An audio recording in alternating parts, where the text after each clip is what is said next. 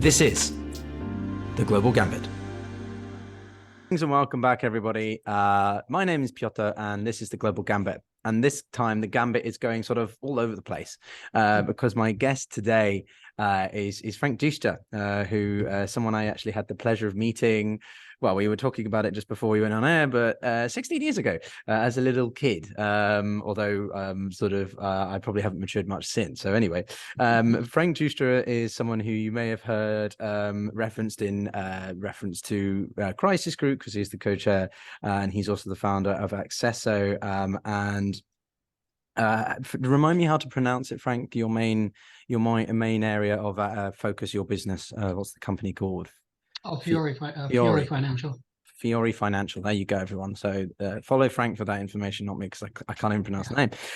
But Frank, we've got quite a wide-ranging conversation. So just to start off, as of today, we've had the dollar, the Russian, response to the energy price cap by the Europeans to cut oil production by 500,000 barrels a day. So could you take us through a little bit what you think about that? Then we can maybe broaden out into the Ukrainian conflict a little bit more. Yeah, I think this cut of this 5% cut of production, I think is intended to put more pressure on the West. Increase oil prices, or at least maintain a higher level of oil prices, which is obviously hurting the West, hurting the entire planet for that matter, with higher energy prices, which feed into the inflation problem that we already have. So I think it's just another tactical move in this overall conflict between Russia and the West, and with Ukraine in the middle. So whether it's going to really change the trajectory of this conflict, I don't really think so. I think Russia is, it's obviously been hurt by the sanctions, but it's maintaining its own.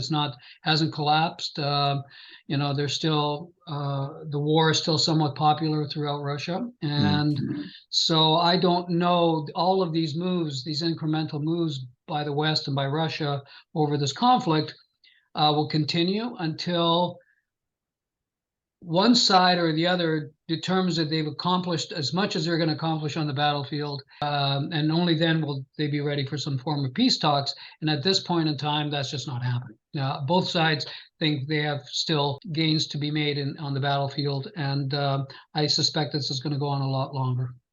So you think it's more of a case of war of attrition, or even potentially a frozen conflict, like we could see in South Korea, North Korea, kind of DMZ vibes? Because these are some of the analysts' views I've seen.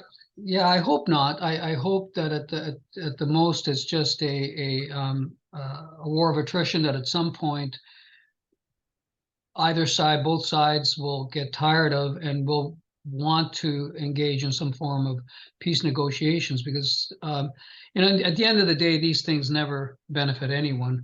All they do is harm economies, harm the population. It's war is not, it should never be intended to be a long-term thing. So I would hope that at some point Russia or Ukraine and the West determine that it's time to negotiate, and the negotiation will be difficult because of what each side wants. And so, but I think the bigger picture is that the West is seeing this as a means to weaken Russia, and so that generally doesn't bode well for ending the conflict. But that's where we're at. Well, I think that's a fair point, and something that I always think about is this diametrically opposed stances that the two sides now have. Russia really wants to just have a puppet state, a bit of a vassal state. I think a Belarus 2.0, whilst I think that the Ukrainians want sovereignty completely. But my point is, where do we force the Ukrainians to accept that the partial bit of land that they've lost is just, that's it? Or they go, okay, if you give back the mainland Ukraine, Russia keeps Crimea. Like, how do we negotiate with this when the Ukrainians are clearly wanting to fight no matter what, just for their sovereignty? I think it's a difficult one to tell the Ukrainians. It is a difficult one, and I think you've answered your own question. I just don't think that Ukraine is willing to give up territory in the way that Russia wants. Russia is determined not to end this without a win. Putin can't afford to, end this conflict without showing his people that there was something gained out of all of this. suffering. So I just think that it's going to continue. And I think that the West believes, it's my opinion that the West believes that this is, the longer this lasts, the more that Russia is weakened. Now, mind you, things could change politically in the West. We have an election coming up in the United States in 2024. And if a different administration comes in, they may have a different view about supporting Ukraine endlessly without finding some end to this. So anything can happen. The thing about wars, they're unpredictable and they tend to escalate before they end. So that's the unfortunate situation we're in. No, you said wars and then you went like that. So I'm No, not I sure if said, that's did I say like that? I wasn't going. No, I'm not into wars. I'm a pacifist. I'm just pulling you. Yeah, no, so this leads me to sort of the slightly broader dynamics between, should we call them the autocratic alliance or axis? In that, despite the sanctions and despite the heavy-handed response by many Western countries, even Singapore and Switzerland, notably usually quite neutral or cooperative when it comes to implementing sanctions. Russia's economy is still grown by 0.3%, according to the World Bank. Can you unpack as to why you think that is? Is this something to do with China's relationship, India buying energy from Russia? How much is this? As you know, most of Russia's economy is based on natural resources, and and there's a there's a very strong demand for both energy and metals, and food and grain. So I think that when you look at countries like India and how they feel about maintaining relationships with Russia through all of this, they're looking after their own self-interest. And so think that as long as there's a demand for energy, metals, food, Russia's economy will be propped up. And with the price, which would happen with the energy prices, I suspect those energy prices are going to remain elevated for quite a long time, and that benefits Russia, the Russian economy. So I think Russia is weathering the storm. That's finding ways to trade with other countries that are outside the sanctions, and it's hanging in there. And I don't think that that's going to change. I think that the West's efforts to weaken Russia have its limits, and Russia will continue to sell to China, to India, trade with Turkey, whatever it needs to do.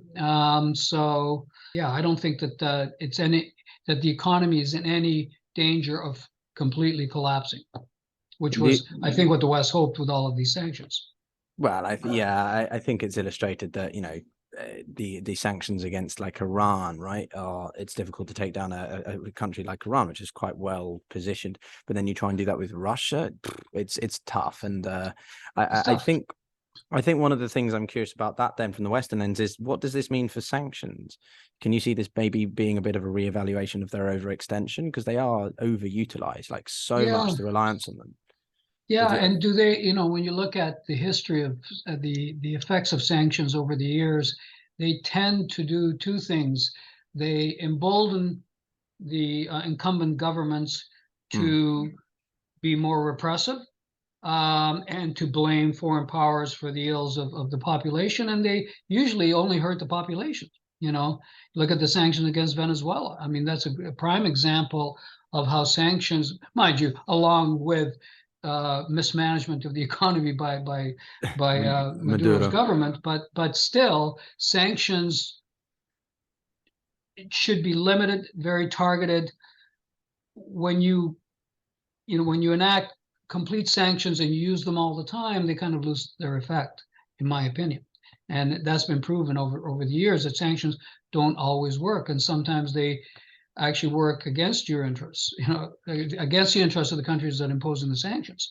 So as you can see by what's happened, so you look at the irony of what's happening with these sanctions against Russia. So what's happened? Energy prices, food prices, everything's gone up. Who gets hurt? The West, the global South. And so,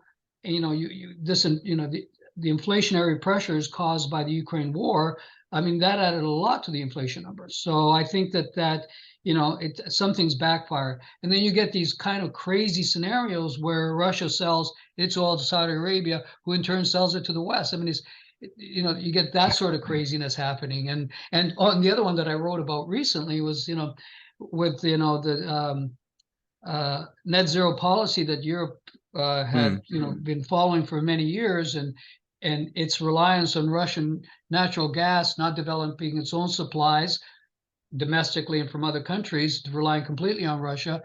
And now they're importing LNG from the U.S., which produces it from shale, which they were dead against doing on their own, in their own territory. So you have all these crazy things going on. So who's benefiting? The U.S. is benefiting by selling LNG to Europe.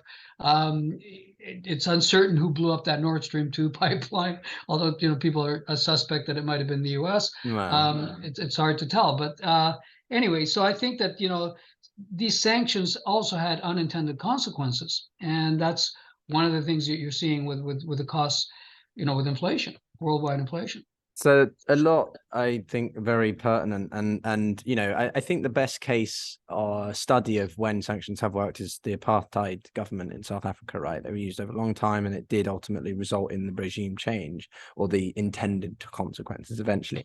I think Liberia in the late 90s, 2000s is another good example, but they were used as part of a combination of other policy tools. And that was, but that was one country isolated from the world, okay? And although they did have relationships with Russia, but now you've got, in the Russian situation, what we're seeing is a splintering of, countries' trade blocks, and you're seeing a bifurcation or a multipolar world of trade blocks being developed, and so Russia can trade within a certain trade block and not need to rely completely on the West for selling its goods. So I think that it's a little bit different with the Russian situation now that you've got China as a rising power, you got the BRICS exerting their own autonomy and wanting to have a separate power base to the West, non-aligned with anybody, the West or Russia or China, and so it's a different world we live in now. It's not the sort of world we lived in 30, 40 years ago. No, I think that's very pertinent, as I say, and that leads me. It's almost like you knew what I was going to lead to. But what about this this alternative financial model, right? So just as a premise to my question, which is that I've been reading a couple of reports about the potential of Venezuela's sanctions, since you mentioned them actually being reduced, or some degree of sanctions relief, because now they represent the lesser of two evils versus the Kremlin. Which would be kind of bizarre that the US, the Europeans, just normalize relations with Venezuela. Classic realpolitik. But then they've also been interested in BRICS. So has Argentina, Iran. So how do you see the BRICS or any of these alternative financial models? Because for me, the BRICS isn't very even. It's China and others for me, and I do think it's a little bit overhyped at the moment because SIPS, this alternative to SWIFT, does about 13,000 transactions versus SWIFT, which is about 42 million a day. Yeah. So it's still a long way to go. Do you not think that we're a little bit carried away with the potential China does? I honestly believe that there's a movement afoot by the BRICS Plus. It's not just the BRICS, but it's the BRICS Plus. You've got Saudi Arabia in there also now, and Turkey and countries like Egypt and others that want to combine their economic power. And there is talk of a settlement currency that's not reliant on the U.S. dollar system. Right. I think that is well in play. Okay, how long it will take to actually develop and implement is anybody's guess. But there are definitely movements afoot to create alternative trading currencies to the U.S. dollar, to get outside of the SWIFT system, to get outside the sanctions, and to get outside the dominance and homogeny of the U.S. dollar, which causes all sorts of issues for the global South in terms of the debt service, in terms of importing inflation, because commodities are priced in U.S. dollars, and as if the U.S. dollar is strong, then it's the global South that is hurt. So I think there's definitely, and you can see all these conversations taking place about cross-border settlement currencies. China's making those noises and testing a digital cross-border currency. You got Brazil and Argentina now talking about a South American Euro-style common currency. There are all sorts of other Chinese yuan transactions to buy oil, Saudi Arabia willing to do it, which may spell the end of the petrodollar dominance. So you have all of these things taking place. The expansion of the Shanghai Cooperation Organization with other states to create an Asian super state, a trading bloc. So I think that movement is well in place, and it will evolve. And the U.S. and the West may not like it, but it will happen. And so you may have a bifurcation of the global monetary system or multiple currency blocks. It remains to be seen how this all plays out. So you're firmly in the camp of regionalism, or in this idea that globalization is not really happening anymore to the extent it was, say, when the US was the only hegemonic power. So now we have regional blocks based on certain entities like Latin America, led by, say, Brazil, one of the BRICS, and then China with this SCO. But what in that case does the Western allies do to counterbalance, or to at least adapt? You can't prevent it, obviously, at least not yet. But well, they can try and prevent it. They can try and prevent it. I don't think they'll be successful, because when you think about 80% of the world's population is, the global South and the East, if they want to change, they will get it eventually. So how does the U.S. and the West adapt? That's a tough one. I've got my own theories about where it's all heading, but I think with the mismanagement of monetary policy, with the increasing debt loads of the Western countries, including the U.S., they have very little room to maneuver to prevent a migration to different trading currencies. I just think that for a whole host of reasons, like the ones I mentioned earlier about the importing of inflation, the servicing of US dollar debt by poorer nations, all of these things come into play. And I think that will allow that change to take place over time. And how it formulates, I've a number of different theories, but I don't think anyone knows yet. But there's definitely interest by over 80% of the world's population to go in that direction. So it will happen at some point. And the US and Europe and Japan will have to adapt. And I think it will mean a period of lower growth and probably higher inflation in the West, because it's not the West that produces the commodities that are going to be needed. It's the East and the global South. And so it's going to be problematic. And I think a lower standard of living is going to be imposed on the West over time. And that's just the way that, the world evolves. And that brings other issues, of social issues that, inspire populist movements and what have you. So, I think we're in a world of influx. It's fragile. Lots of changes are taking place. And I think that it's a very dangerous time for the world. I've always I've read a few pieces and sort of, I wasn't around, but I'm getting the sense of sort of stagflation feelings of the 70s, right? At least for some years to come, at least in certain Western markets. And but the thing about China, just to highlight that particularly for a second, is they do have a demographic situation now, and the public health pressure is definitely there. Xi's been doing a lot of shuttle diplomacy, flying around to try and, be like, oh, hey, check out us, Saudi Arabia and stuff. So do you not feel that China does have a fair few of its own systemic problems that are going to undermine its ability or capacity to I definitely don't think this is the century of the dragon anymore. Not that I ever did, but sort of, this idea that China's really going to be able to take it to the United States and become the equal playing footer. I'm not so sure. I think they've got a lot of challenges, and India's relationship with them is pretty terrible. Russia and China is, as I say, a marriage of convenience in many ways. What happens if China starts exploring the ice caps in Russia's backyard? How much do security concerns begin to mitigate economic interests between these countries? Because I think the one thing the West has is ideals and values that make them work together. Yeah, but the West has its own problems too. The West is over indebted.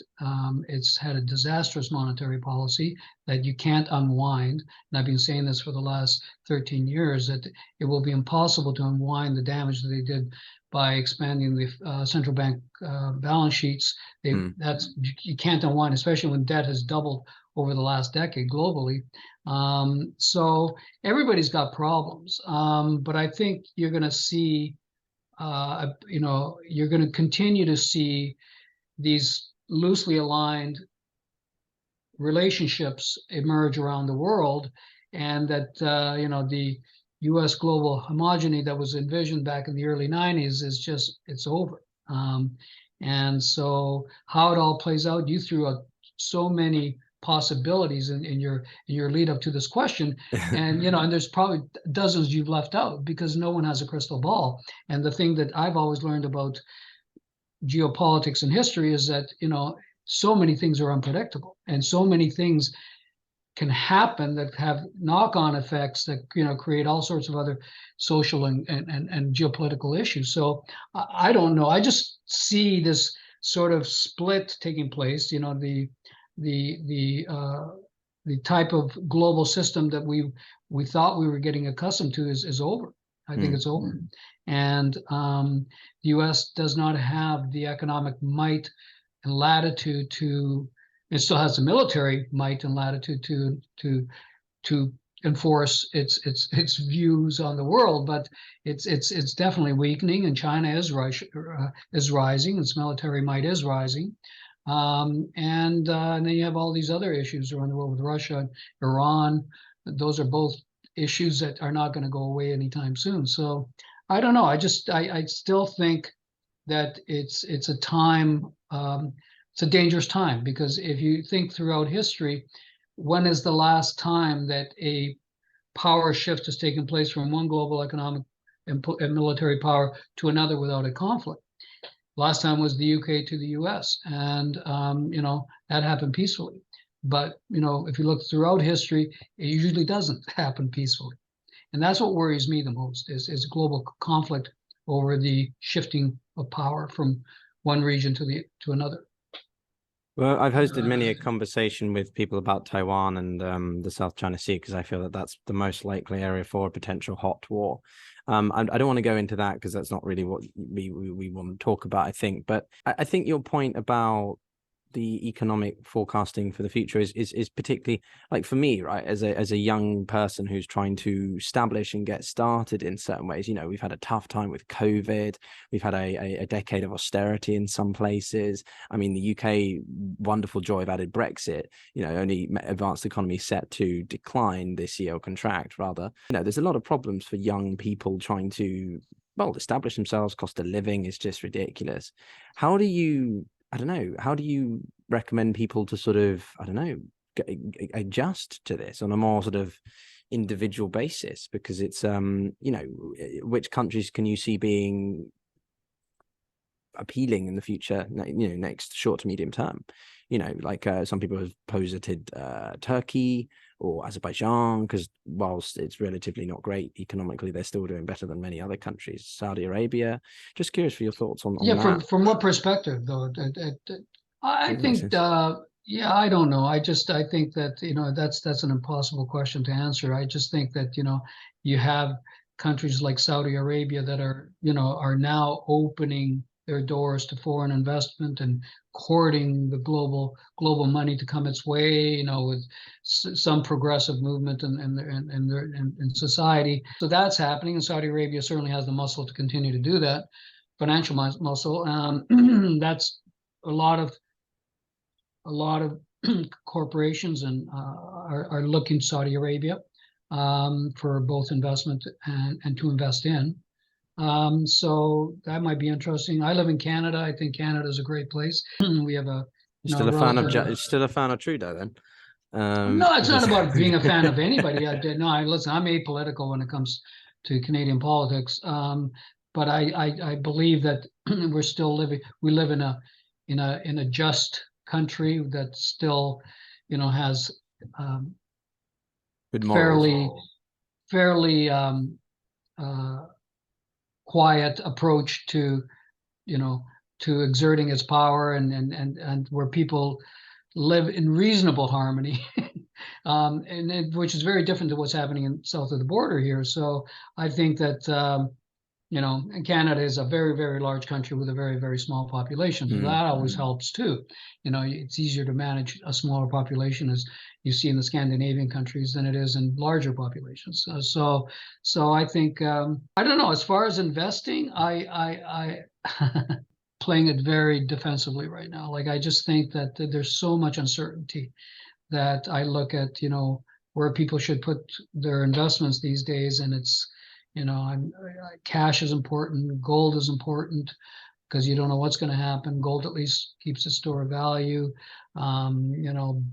Bonds are very problematic if you believe that inflation will continue, as I believe it will. It may come down a bit now, but I don't think it's going away. I think we're in for a decade of inflation, up and down, much like it. At what level though? Like sustained above targets or much? Who knows, 5-6%, instead of 9-10%, but still higher than 2%. Yeah. And which has always been, the goal The target, by central banks. So I think, I stay away from bonds. The stock markets in the US are overpriced still. I think even though they came down quite a bit last year, I think they're grossly overpriced and they have a long way to go. I think we're in a secular bear market. I think there are great opportunities outside of the US to invest in.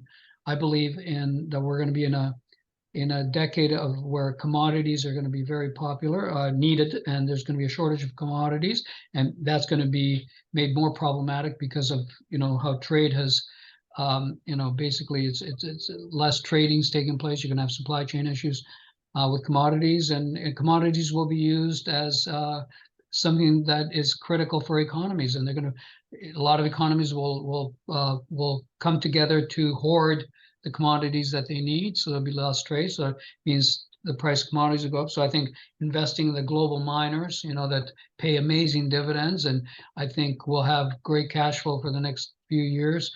I think that energy stocks, I think energies will remain elevated for a long period of time. It's been a sector there's been very little investment put in over the last decade or so. So it's underinvested. So that means there's going to be shortages there. And so I think, there are places to invest. You have to be very diversified and play it very defensively because you don't know what's going to happen. I have no idea whether you get a global depression or hyperinflation, the two extremes, right?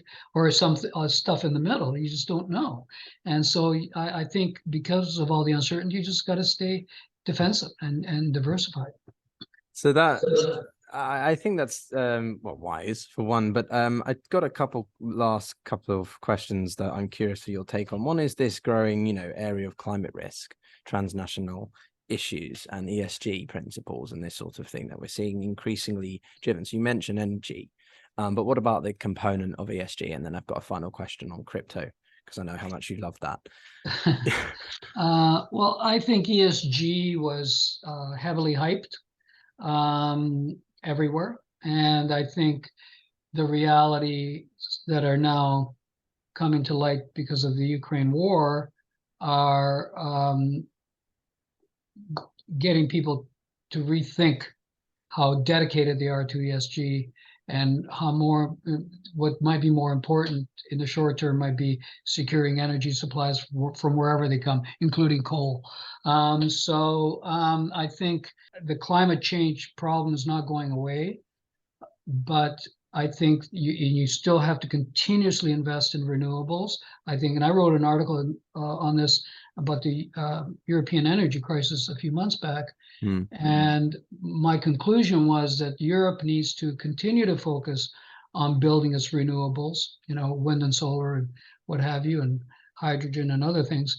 But at the same time, it can't be stupid about it. It has to develop its own natural gas reserves. And there are plenty of opportunities on and offshore Europe to do that. They just haven't been invested in for a long, long time because of the zero net policy. That you got to work both in parallel, but you can't completely abandon fossil fuels until you have a replacement. In other words, you're just shooting yourself in the foot. And I think that Europe was caught off guard with the Ukraine war, and then it was, as I put it, a self-inflicted wound.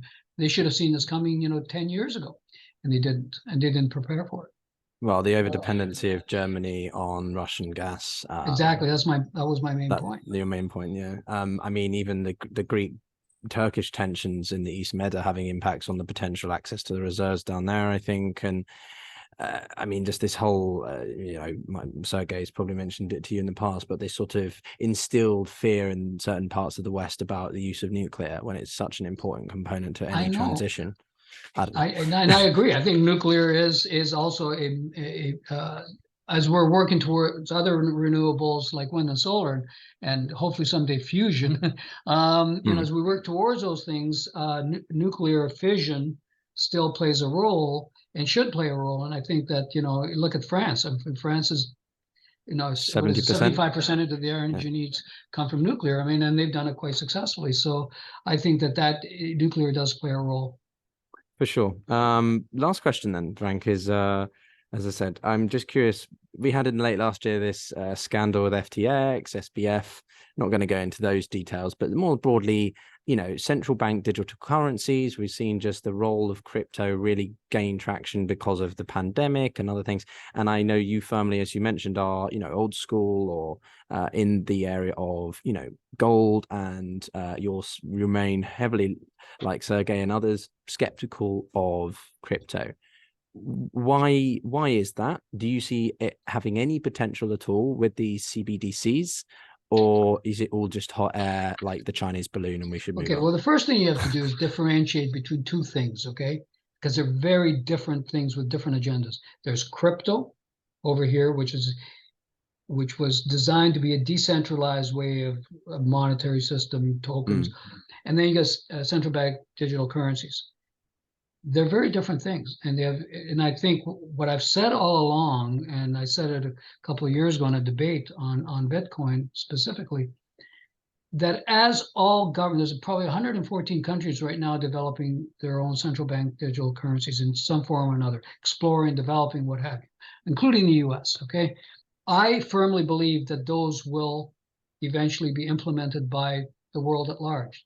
We're going digital with currencies, which has other implications about how government will intrude in your life, but I won't get into that. That's separate. But what I've been saying all along is when central banks develop their own digital currencies, it's my opinion that they're going to go out of their way to eliminate the crypto decentralized market, including Bitcoin. And that's what my biggest fear about Bitcoin, and why I've never invested in Bitcoin, is because I believe eventually, probably by 1,000 cuts, there'll be death by 1,000 cuts. Governments will clamp down on cryptocurrencies and eliminate them and take control of the digital currency world. That's my biggest concern about cryptocurrencies. The other part of it is that most of them are just gambling tokens. This is a casino mentality. I don't know how many cryptocurrencies still exist. It's over 10,000. I can't remember, but they're scams. They're for gamblers. This is not about investment. And I think 99% of them will disappear off the face of the earth at some point. They're all going to go to zero. I always say crypto is where money goes to die eventually. And that's I think it's going to happen. Whether Bitcoin and Ethereum survive, it's hard to tell. But I think if they ever become a threat to national currencies, and especially when we go digital, they're going to get eliminated. There's just why would any government want a competing currency? They never have, they never will. That's just the way it works. I think so. I've never done anything with crypto. I think Ethereum offers the most interesting version. Bitcoin's too tainted, I think, now. But when it comes to these, the point that people always talk about is the decentralization aspect of cryptocurrencies, but it's like, guys, the trading platforms, the FTX was not decentralized. It's decentralized. Like, you can't have a fully decentralized system because it can't work. It has to apply to certain regulations. It doesn't have a function if it's not centralized. You can't create. And I always call Bitcoin, others, like this is an asset class in desperate search for a purpose. It doesn't. It's been touted that it was first going to be a transaction currency, then it was going to be a store of value. They just keep adding all these things, then going. It's in search for a purpose. In the meantime, people use it to make money. You buy and you sell, you hope to make money. People have looked at these things as a means of getting rich quick, which always, in my experience in financial markets, always means the opposite. that it does the exact opposite. It's this, and it's always the small investor that gets completely buried, because the hedge funds, they're momentum players. They played it on the way up, and most of them that were touting it, including Elon Musk and all these guys, they sold it on the way up. They don't have it anymore. So it's the little guy that's holding, waiting for it to, go to $500,000 a coin. As some of these maxis tout, and I just find the whole thing ridiculous. So should I ask you about Elon Musk? No. Frank, it's been a pleasure. Thank you very much for your time. Is there any departing words of love, suggestion, encouragement you'd like to leave everybody with? I think that, listen, I'm of two minds, and I've been accused of this by others. I am in one sense an optimist. My whole life has been about creating companies and new ventures, new ideas. My approach to philanthropy has been about, finding ways to solve big problems, always with an optimistic lens. Then the other part of my brain, I look at the world and I study history, and I see where we're heading, and I'm very pessimistic. I have a very pessimistic view about where we're heading, and I see all the bad that could happen. And I'm finding it very difficult to bring the two together to try and figure out where we're heading. So the best I can tell you is just, you always have to be optimistic. Otherwise, you might as well curl up and die, because you have to have optimism that problems will resolve. And I mentor a lot of young kids, and I've been mentoring school kids for 25 years now.